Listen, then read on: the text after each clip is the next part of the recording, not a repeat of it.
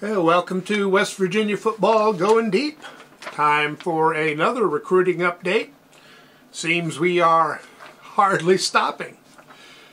We may be slowing down, but we do have signing day coming up. A lot of news from Monday, and it's all good news. Coach Brown set out what areas he thought we particularly needed to hit in the portal. And so far, have hit everyone except linebacker, and we think that one is coming anytime. So, what has happened on Monday, or what did happen on Monday? Started off signing wide receiver Jaden Bray from Oklahoma State. So obviously we have a storyline already building for next year's game. Bray had injury problems.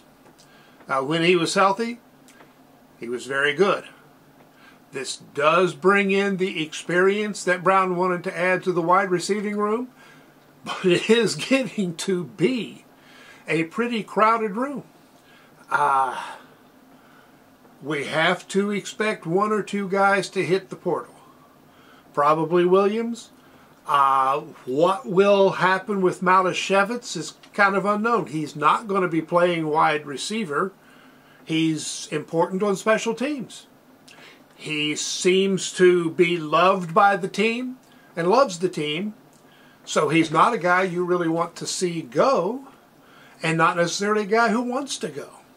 So will they find some way to keep him, but not necessarily use up a scholarship? Going to get tricky and going to be a little, the NIL and portal days are really messing with what used to be the rules, so we will see how that works out. But Bray figures to be a really good addition. We're just going to have to figure out how to play everybody, with the possible exception of the two freshmen coming in this year, assuming they sign and come. We're going to have a room full of guys who can start and guys who are going to want the ball. Now, last year we started off with too many guys wanting the ball and not being able to get it to them enough. Of course, we weren't passing as much early in the season. And a couple of the guys were having problems. Shortened the rotation. A couple of receivers moved on. Things got better. But we also had, especially when, if we had one injured receiver, guys were playing enough to get tired. So we need a somewhat bigger, good rotation, but not so big that guys are unhappy. So it is going to be a neat trick. It is an exciting offense now, both for running backs and wide receivers. It's not one or the other, so the possibilities are there. Also signed, and this is really big, TJ Crandall at cornerback. We needed another starting quality cornerback. That room now, not necessarily deep enough, but better than it has been in a long, long time. Now this hinges on Miller applying for and getting a medical red shirt, coming back, and being able to come back from his injury. So I assume that the coaching staff knows more than they are telling on that subject, but we have to wait and see. We could be looking at Miller and Crandall as the starters. Spells is going to contend. And we already picked up Garnes at corner. Of course, we could have Garnes, Miller, and Crandall, Spells. Three of the four could play if we're using one of them at spear. Which worked well, this year. So definite possibilities. Crandall was highly, highly sought. Came down to a choice between West Virginia, UCLA. West Virginia won. Don't know if we would have won in the old days when, you know, the Pac-12 and UCLA had more glamour. But with the unsteadiness out there, plus a very strong chance to start, Crandall picked West Virginia. Now, I said in the previous video that you know, Beanie Bishop kind of wished he had come to West Virginia a year earlier, and it would have been nice to have him for multiple years. We may be getting that type of situation now. Only difference is we don't know in terms of leadership where Crandall is going to fall. He's young. I mean, he played as a true freshman. He's got 3 years left. But, you know, talent-wise, we're looking good. And I think we will have strong leadership from some other areas this year. And I will cover that more in another video. And some consider this to be the biggest. I'm not sure, but it is important. We signed Ty French as an edge rusher bandit. Of course, this increases the odds that Bartlett will either retire or take his graduate transfer year someplace else. But it was pretty much the assumption he was going to do that anyway. French makes it a whole heck of a lot more likely. I don't know what will happen with Bradley. Of course, with the lawsuit and changes in transfer rules, Bradley is free to transfer without sitting out if he wants to. Had an up and down year this year, so we'll see how that's going to play out. Coaches needed another headache, didn't they? French is a 3-time FCS All-American.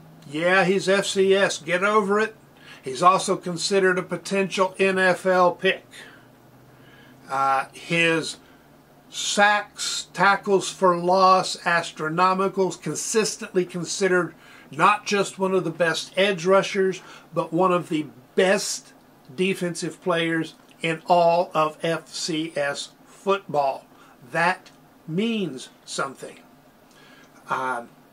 Stands 6'3", has the speed and feet to go back in coverage. So he could be the bandit we have been looking for a long time. Now we will have Onwuka coming in. Bradley if he stays. Fisher, I've seen him talked as bandit and seen, as down lineman. I'm not sure, of course, it may depend on how much weight he adds. But he's going to be good somewhere. But we look to have good, young edge rushers and now an experienced edge rusher for 1 year only. This is an in and out deal. But, we've been able to put pressure on the quarterback at times. We've had trouble finishing. French should be a finisher. We should see guys going to the turf instead of running away. So that can make a very big difference.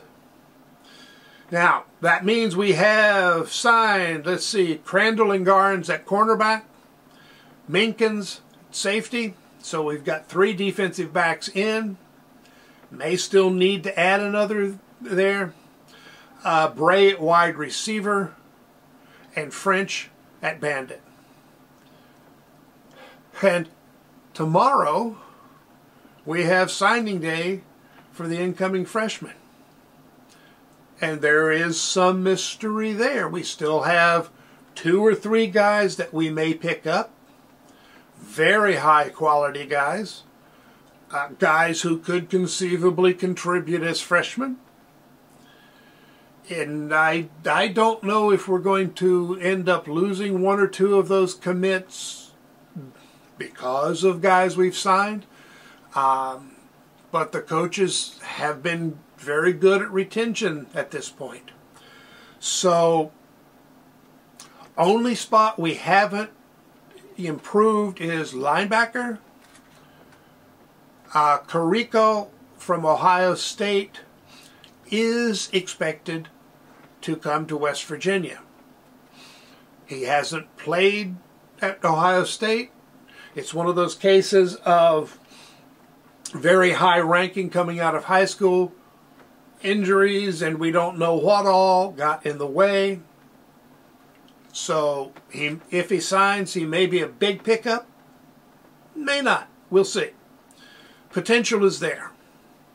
Of course, linebacker, hey, if the guys all come back from their injuries and we're looking at Trotter, Lathan, and Cutter, plus the guys coming in, I think we're pretty good at linebacker.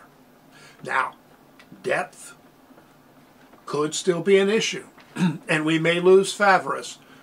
With this lineup, he is not likely to see playing time or much unless somebody is injured. He may not be happy with that. And the way the scholarship numbers are at this point, we have to have, with the guys who have already agreed to come, we have to make room before they can come. Bray has actually already signed his papers, filled out his financial aid. So, I mean, he is in. Some of the,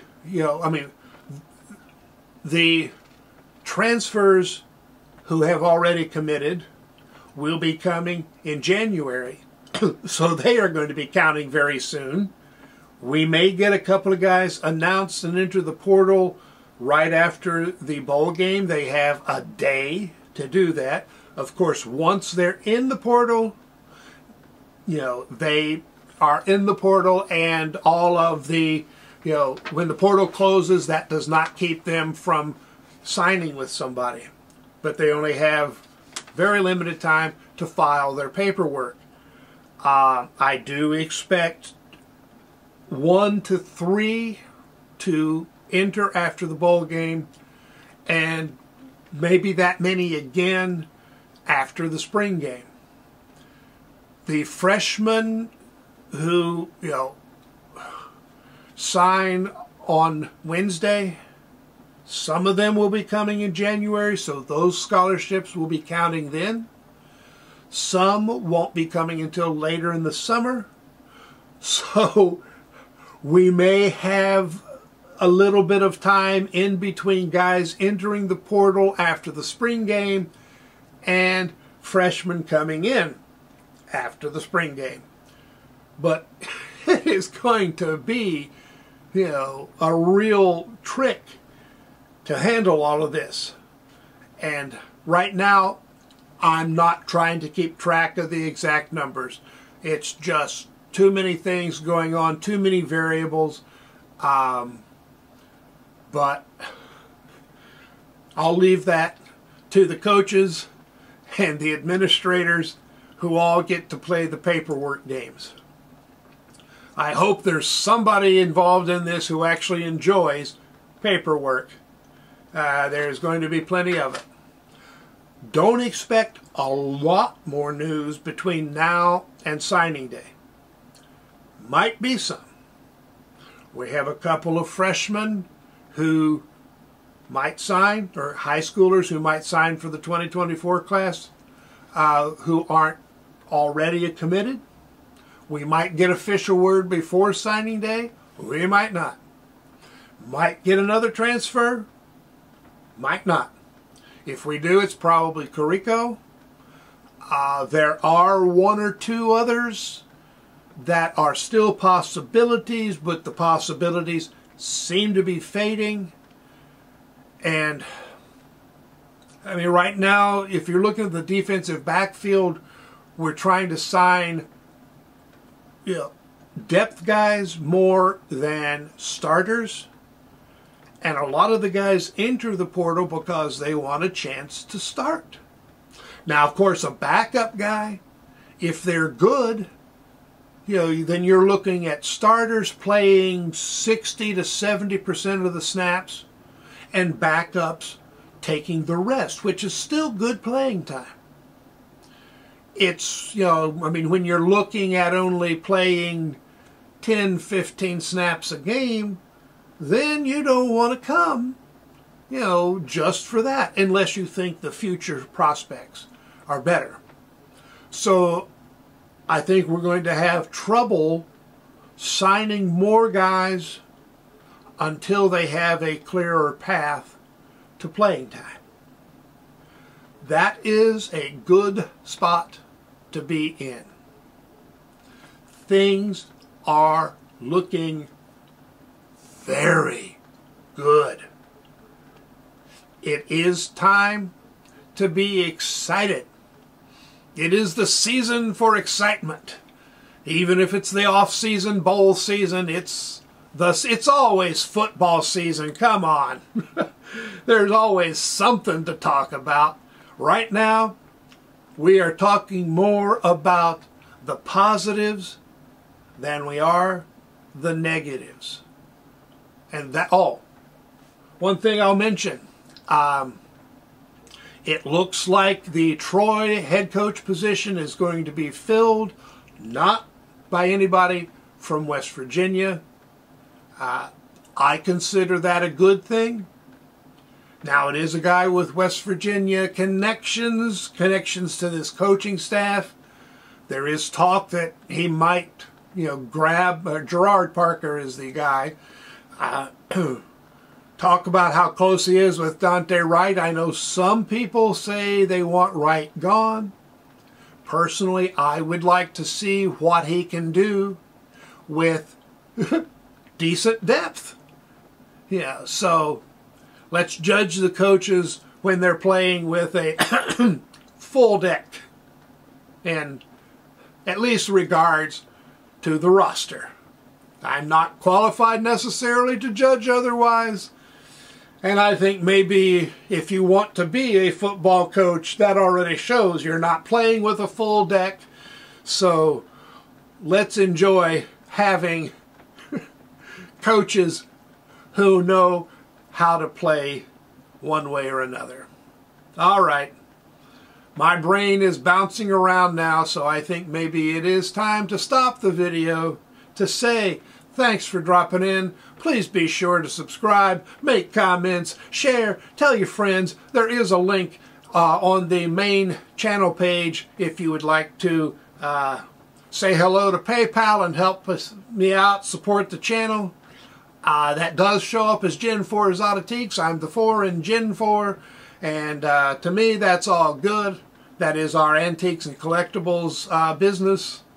So I will see you Wednesday evening, 7:30 Eastern, for a live stream discussing the signing day.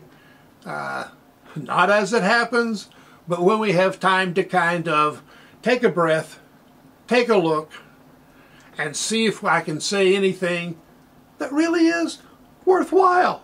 Yeah, it's possible. Tune in to see if it happens. All right. So long.